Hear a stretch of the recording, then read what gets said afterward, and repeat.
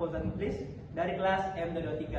Kali ini saya akan menceritakan sebuah dongeng yang berjudul Balas Budi Sang Bangau. Berikut adalah ceritanya. Dahulu kala di suatu tempat di Jepang, hidup seorang pemuda bernama Yosaku. Kerjanya mengambil kayu bakar di gunung dan menjualnya ke kota. Uang hasil penjualannya dibelikan untuk makan.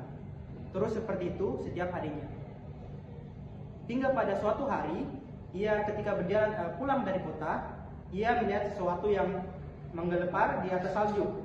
Setelah didekatinya, ternyata seekor burung bangau yang terjerat dan terperangkap sedang meronta-ronta.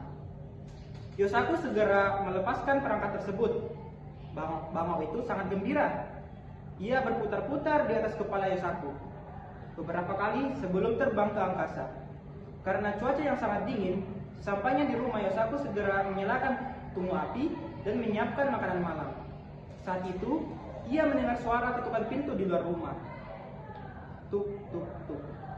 Ketika pintu dibuka, tampak seorang gadis yang sangat cantik sedang berdiri di depan pintu. Kepalanya dipenuhi dengan salju. "Masuklah, Nona, pasti kedinginan.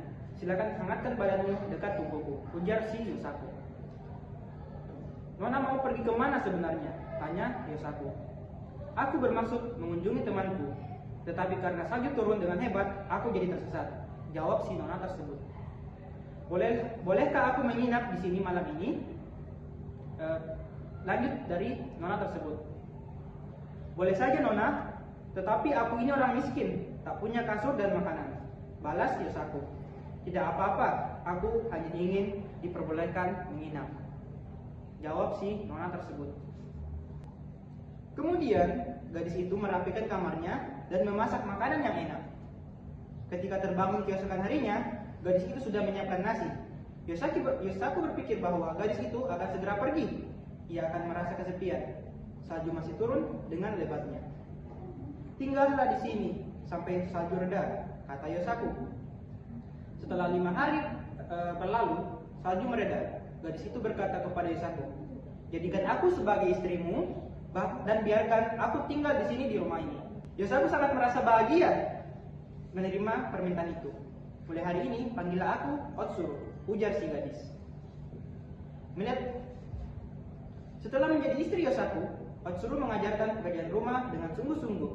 Suatu hari, Otsuru meminta suaminya, Yosaku, membelikannya benang karena ingin menenun. Otsuru mulai menenun.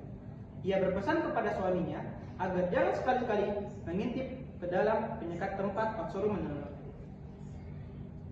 Setelah 3 hari berturut-turut menenun tanpa makan dan minum, Otsuru keluar. Kain tenunannya sudah selesai. "Ini tenunannya. Kalau dibawa ke tempat kota, pasti akan terjual dengan sangat mahal." Yosaku sangat senang karena kain tenunannya dibeli orang yang dengan harga cukup mahal. Sebelum pulang, ia membeli bermacam-macam barang untuk dibawa pulang. "Berkat kamu, aku mendapatkan uang sebanyak ini. Terima kasih, istriku. Tetapi sebenarnya para saudagar di kota menginginkan kain seperti itu lebih banyak lagi." "Baiklah, aku akan buatkan," ujar Otsuru. Kain itu selesai pada hari keempat setelah Otsuru menenun. Tetapi tampak Otsuru tidak sehat dan tubuhnya menjadi kurus. Otsuru meminta suaminya untuk tidak memintanya menenun lagi. Di kota, sang saudagar meminta dibuatkan kain satu lagi untuk kimono tuan putri. Jika tidak, maka Yosaku akan dipenggal lehernya. Hal itu diceritakan Yosaku kepada istrinya. "Baiklah, aku akan buatkan lagi, tetapi hanya satu helai saja ya," kata Otsuru. Karena cemas dengan kondisi istrinya yang semakin lemah dan kurus setiap habis menenun, Yosaku berkeinginan melihat ke dalam ruangan tenun tersebut. Tetapi ia sangat terkejut ketika yang dilihatnya di dalam ruangan menenun ternyata seekor bangau sedang mencabuti bulunya untuk ditenun menjadi kain. Sehingga badan bangau itu hampir gundul kehabisan bulu. Bangau itu akhirnya sadar sedang diperhatikan oleh Yosaku. Bangau itu pun berwujud kembali menjadi Otsuru. "Akhirnya kau melihatnya juga," ujar Otsuru. "Sebenarnya aku adalah seekor bangau yang dahulu pernah kau tolong. untuk membalas budi dan aku berubah wujud menjadi manusia dan melakukan hal ini. Ujar kembali Otsuru. Berarti sudah saatnya aku berpisah denganmu. Lanjut Otsuru.